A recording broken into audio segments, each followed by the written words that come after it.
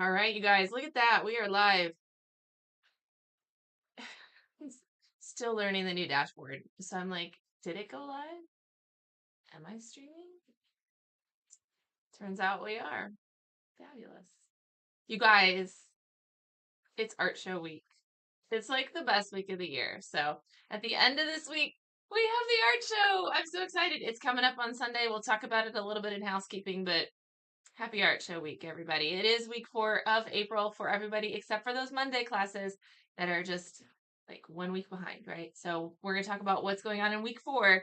We're talking about Tuesday through the following Monday. We have a bunch of people without classes this week, so pay attention to that. If you're in a 3-part class, right, one that only meets 3 times a month, pay attention. Here we go. If you're in a Tuesday class or a Thursday class for preschool, meaning that's preschool fundamentals or toddler art and play, no class this week. You guys wrapped up your month of April last week. If you were in a Friday class or a Monday class, you still have class this week. We'll see you in the studio. If you're in a Wednesday creative explorations class, you do not have class this week. You wrapped up your month last week. Friday, creative explorations in Liberty, you guys still have class because we took last Friday off because Liberty was off school. All right. As a reminder, these decisions are not like willy-nilly. They are decided at the beginning of the year, and you can always find your class schedule. They are located in your Sawyer account. You can even export it to your iCalendar or to your Google Calendar. So you'll always have it. Or you can just watch the videos. That's fine too. All right. Here we go. Here's my reminder, no Tuesday or Thursday classes for the preschoolers. Last week, our Tuesday, Thursday people read the Lumberjack's Beard, and this is what our Monday and Friday people are going to be doing this week. So it's a funny story about a lumberjack, and all these animals come to live in his beard. So we will make some nature-themed art on tree branches or sticks using wet chalk, and then we're going to do a mixed media project that allows the kids to get creative with both drawing and gluing and cutting and creating their own image inspired by the story. We get out the wool roving that the big kids are using for felting, and it makes a good beard. Right. Looking ahead to next week, I didn't have this in the notes, but let's just look at it. So looking ahead to next week, if you are in a Tuesday class or a Monday class, you are not going to have class next week. Okay. So heads up on that because the month starts on a Thursday. So next week, Thursday is May 1st, and that's when we will start our preschool classes. So just kind of heads up on that. We will talk about it in our video next week, okay? All right, multimedia classes. So I didn't bring any examples this month, you guys, or this week to look at. We looked at some last week, so hopefully you got to see some of those. They are looking amazing. Our K-3s are making these kind of tapestry woven wall art using yarn and fibers and natural sticks. They will finish them this week. We had our meeting on Friday and talked to the instructors. Nobody has any concerns about this crowd finishing their project. So they should finish this week. They should take it home. They'll get to do an artist statement. Some of them will have time to do like a beaded handle or hanger on it. So hope you love them. I will take them all to my house and hang them. I love a good fiber arts project. So next month we'll start with our metals projects, but or next week, following week. Whew, drink more coffee, Allison. We'll start with the metals project. But these guys should come home this week. If they don't, like you come to class and then your kid doesn't leave with one, either they forgot it in the classroom when they were leaving or they need more time. And if so, just reach out. We'll get them scheduled for a makeup. For our 4th and 5th in our homeschool classes, these guys are doing needle felting. They're felting on a little bit smaller scale than our bigger kids. They're felting a wearable piece of art, a bracelet. A lot of them are through the felting stage or really, really close to being done with the needle felting part. So that way this week we can focus on finishing touches, which for us is creating a clasp using a button. So we'll learn how to sew on a button, which is a great life skill. And then also learning some embellishment and some stitching that they can do like a blanket stitch or a running stitch or a whip stitch. Should be a challenging class for them. For anyone who hasn't sewn before or threaded a needle or tied a knot, they're going to get to do that this week. Again, just like the K-3s, they should finish this week. They should go home with their artwork. If they don't, let us know. They either forgot it in the classroom or they need to come in for a makeup so they can finish it. For our 6th, 7th, and our 8th, 12th kiddos, now they're working on needle felting as well, but it is on a bigger scale. So this is like an 8x10 window. It fits inside a mat board.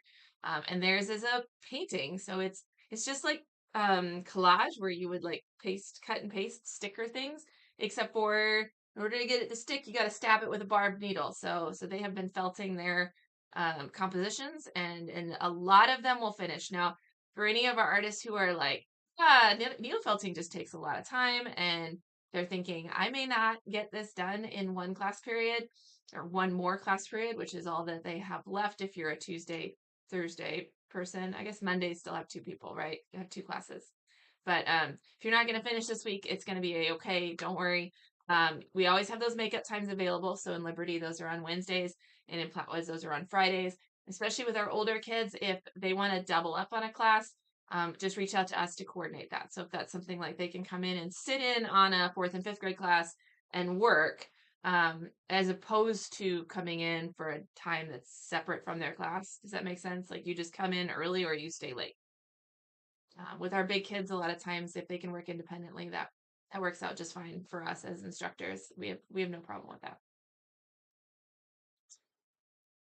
Creative explorations. So if you're in a Wednesday class at Flatwoods, you don't have class this week. That's what this little note says here. So don't come because the doors will be locked. No Wednesday class in Flatwoods. Our Liberty people, they will finish up their April creative exploration stations. These ones right here. They'll finish them up this Friday. That'll be their last class of April. Now, looking ahead to next week, my Wednesday people, you guys also will not have class next week. So Friday people will, because it's the 2nd. It's May 2nd on Friday. But my Wednesday people, it's still April 30th. And so you will actually have 2 weeks off, and then we'll see you on the 7th for your first class of May. All right, let's go through drawing. Flip my notes here. For my drawing classes, all right, so we've been doing benchmarks, kind of a repeat of what we had in September, a chance for them to revisit the lesson. A lot of times the lesson is very similar, but what we're drawing is just tweaked a little bit. So in the like in week 2, instead of just drawing noses, we had lots of different facial features. In last week's lesson, we did some Sumi ink work, which was not the first time that they'd seen Sumi ink, which was great. And when we broke it out in September, a lot of them had never touched ink.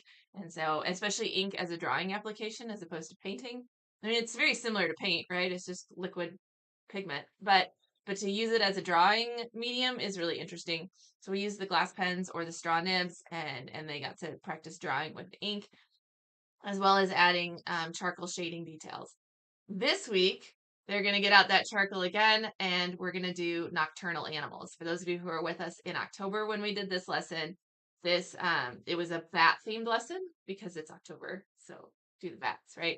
But because it's not October anymore, I mean, Miss Grace thinks that bats are a year-round subject matter, but I'm just gonna put them in October. So we're doing all nocturnal animals. So we've got some pictures that are black and white that have a very like dark, heavy background. So a lot of black to them. And we will teach the kids the reductive charcoal drawing technique, meaning that they start with a piece of paper covered in black charcoal, and then we use an eraser to dig out the highlights. So it's a fun way to draw. We will use some additive methods in addition to reductive. So once we dig out some of those highlights, we'll go back in and put in some really, really dark shadows using like the compressed charcoal as opposed to the willow or the vine. So should be really fun. It's a messy, messy lesson. It's very sensory because it is so messy, but it's a fun way to draw. For my 102 level classes, my illustrative people are working on a vehicle lesson where they're taking a car, train, plane, truck, I mean, any kind of vehicle that moves, machinery, and learning to draw it in 3D, learning to give it characteristics, learning to spin it in space, and then learning to anthropomorphize it. So it has been a challenge. Some of our kids like really got it, and some of our kids are like, why would I ever need this? So that's okay. So last week they worked on getting the anthropomorphized characters. So like, how do I change this vehicle into something that has a personality, that can talk, it can already move on its own usually if it's a vehicle, unlike some of our other household objects that we do this with. Um, we think like the movie Cars is where I go because that's the age of my children. That movie came out when they were that age, but and then this week they're gonna do a wild card lesson, so they'll work on kind of finishing up those drawings. Or if they are like they're totally like I'm so over vehicles and we've been doing it for a month, they can go back to something that they've been doing in previous months and get help on that or finish one of those drawings. It's been a while since we've had a wild card week, so I think it'll be a fun one for them. The May curriculum for the illustrative kids, we always end our year by creating a comic book or an illustrated book of some kind. And this year we've added the option for those of us I include myself in this because I am not a storyteller. For those of us who are not a storyteller, like I'd love to illustrate a book, but I can't tell a story. I don't want to write a book. So for those artists who are like, I love illustration, but I don't want to write the story part.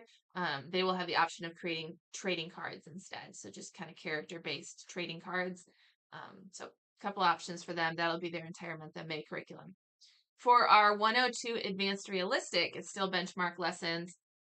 Last week they did self portraits and they looked really, really good. Saw a lot of growth in their skills from the beginning of the year to now. And not just in like observational skills, but also in using the medium, being able to use the blender stick and the colored pencils to like layer out skin tone, to see highlights and shadows within skin tone. Lots of great stuff happening there. So the portraits looked great. We're going to start or end our month using the last benchmark lesson, which is a perspective lesson. So they will draw from imagination and we're going to draw an interior room. So they'll have the option of using either 1-point or 2-point linear perspective. My OBS studio says it's disconnecting, so I'm going to drink some coffee. A lot of them are probably going to choose to do the 1-point. It's just a little bit simpler, but we will, especially if this is their second, third, fourth year in the 102 class, we're going to really be pushing them to do a 2-point perspective drawing. So they can do it. I know they can. 103ers are finishing their artwork. I teach 103 Realistic in Liberty, and I can tell you that about half my class took their chalk pastel pictures home last week. They were gorgeous and beautiful and amazing. For my 103ers who haven't, they're really close, and I'm sure that they will finish their chalk pastel pictures this week. The ones who are finished will have a bonus lesson for them to do. Don't worry. For my 102 illustrative kids, they will also finish this week. They've been working really hard on anthropomorphizing characters and putting them into a composition. So should be a good one for them. And I'll try to get some pictures so we can show you next week what they've been doing. But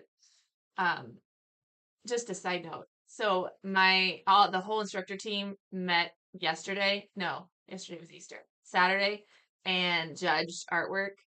And you guys, we have some really talented drawers. It was super competitive, and especially in the illustrative category, because it impresses me because that is not how I draw. Man, there's some good stuff. You guys are amazing. All right, let's go over some housekeeping. So here's my reminder. Oh, wait, hang on. Go back. I didn't make a slide for this. Reminder, no Tuesday or Thursday preschool class, no Wednesday creative exploration class. Okay. All right, here we go. Happy Art Show Week, everybody. I hope you come and join us. It's coming up this Sunday from 4 to 7 at the Belvoir Winery. We have a website. You can look at it. It has all the details, kind of what to expect. For those of you who have been to it before, this will be our 4th one that's been off-site. So we've done them we did one at Northwest Missouri State campus, I think, right there in Gladstone. That was before COVID. That's not true. We've done it other places. We did it at Morning Day, like back in 2016, 2015. So it's been a while. But in the most recent history, we did Chicken and Pickle, and then we did the Belvoir last year. We're back at the Belvoir again this year. Every time we have an event, I feel like, oh, we need bigger. We need bigger. We need bigger. This might be the one year that I'm like, that's big enough. Because we do have 3 spaces. We're very spread out. We're going to have art in 3 different rooms. When you come in, the program's done. I think most yet. So the program's done. When you come in, you'll get a program, and the artist name, this hasn't been stapled yet. The artist's names are listed by the room that they are exhibiting in, so you'll be able to know which room your kid is in, so you can see it.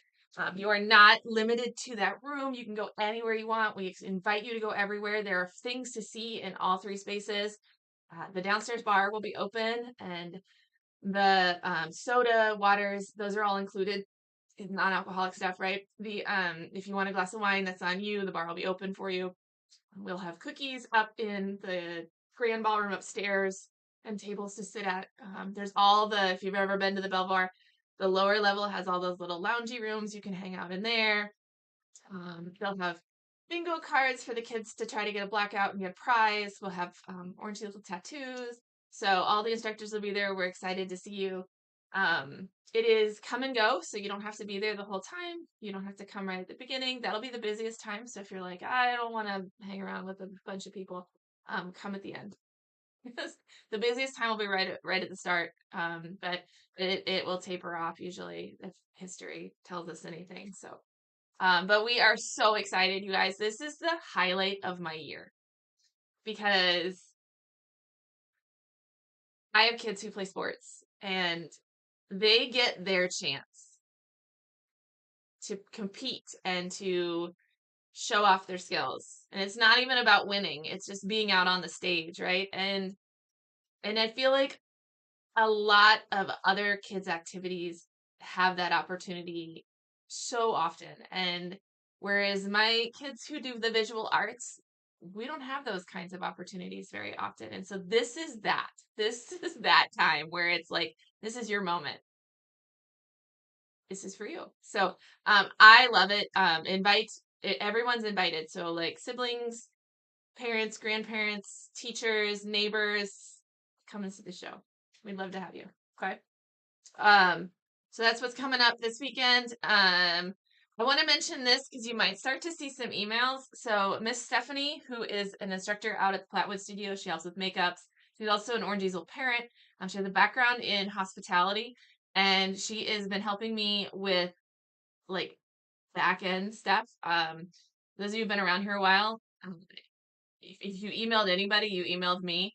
And this has been a long time coming, is to get like an actual, I use the term office staff very loosely, but it's just been me for the longest time. And so she's starting to take over some more like parent communication, party bookings, that kind of stuff, so that I can focus on some other things like curriculum and growing the business and different things. So it's been a long time coming. So if you get an email from the Orange Easel accounts and it's from Miss Stephanie, just know that is legit. She is amazing and awesome. And yeah, that's it. Just so you know, that's what's coming. And then a couple end of the school year notes for you. So I want to make sure I get this information right. We are down, you guys, to just like 5-ish classes left. If you're in a Monday class, you've got 6. But so our school year ends in May. There's something funky that happens with Memorial Day if you're in a Monday class where you actually like your last class happens on a Wednesday, but we're going to talk about that when we get to May. We're not going to worry about that right. There's no need for that. But our school year does end in May. So any of my kids who are paying monthly, right? Your last bill is May 1st. And then after that it ends. Like you don't have to message me and be like, "Can we cancel for the summer?"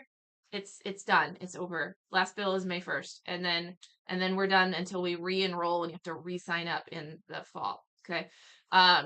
So we end in May. In June, July, and August, we take a break from all regular weekly classes and we re-enroll starting August 1st for the classes that start in September.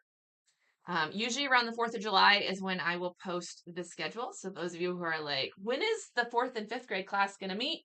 I can tell you there is not a lot of room for us to move things around in the schedule. It will generally be about the same time-ish that happens now.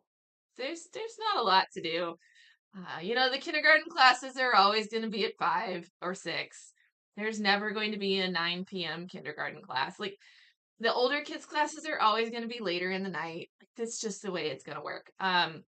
We are going to play around with the schedule a little bit. we always have to look like how many kids do we have graduating like the 4th, 5th classes and moving to the 6th, 7th classes and making sure we have enough spots for those. And kind of figuring that out. The one I always miss up is enough classes or enough spots for the drawing 102. And so that's something that we continue to kind of try to figure out. So we're going to try to put some more 102 classes in there. It's a great age group. That 3rd to 6th grade it's a big age group for us. Like in volume wise, we have a lot of artists in that age group and not enough drawing classes for them. So we are aware of that. We're going to keep working on that. So all that to say, we got our work cut out for us. So we usually start that right after the school year ends and we get back from our vacation week and we start on fall stuff. So we will figure out the school year schedule. We'll figure out tuition rates and we'll get it all published to the website around the 4th of July for you to look at. There is nothing you need to do. There is no registration. There's no pressure. It's just like, here it is. Ask your questions. Plan your fall. And then you've got pretty much an entire month then to figure it out. And then we'll start back up. August 1st is when registration enrolls. And then you have to know. I mean, you don't have to know because you could really enroll all of August, but especially if you're in one of those classes that fills up, drawing 102. You want to register on August 1st. There's also a t-shirt promo that happens on August 1st, which is fun. Studio Club, we enroll until the 30th, so you have that kind of time. I think that's it. I had some people ask about like, how do I know, especially in the drawing classes, how do I know if they're ready for 102, like they're coming from 101 and they're going to 102, or if they're going from 102 and they're headed to 103. Like, how do I know? I mean, the ages and grades are on there, but it's very flexible. Just because it says 3rd grade goes to 102 doesn't mean that every 3rd grader is ready for that and will enjoy that. Just because it says 7th grade goes to 103 doesn't mean that every 7th grader is ready for 103 and will enjoy that. It's not just about skill level. It's also about maturity. It's also about what they want to glean out of the class. So there's a lot going on. I do know we've talked in staff meetings that some of our drawing instructors, especially, will be sending notes home to parents to let them know, hey, your kid's ready for the next level. We'd love to see you in 102. Or, hey, I think 101's your best fit for the next year again. Or 102 is your best fit again for the next year. And that is not a slight to any kiddo who is a drawing student. It's just, we want them to be successful. And if we move them up a level, they're just going to be frustrated. So, it's not, yeah, it's not a bad thing to repeat classes. I mean, never a bad thing. So the drawing teachers will probably be in communication for that. Our curriculum is designed to be repeated. It's designed to be done cyclically. So that's never a bad thing. All right. Guys, I think that's it. I think those are all of my notes. So I hope everybody has a really great week. I hope to see you on Sunday at the art show. If you need anything from me, you know where to find me. And email's best, Facebook message best, Instagram message. We'll see you soon.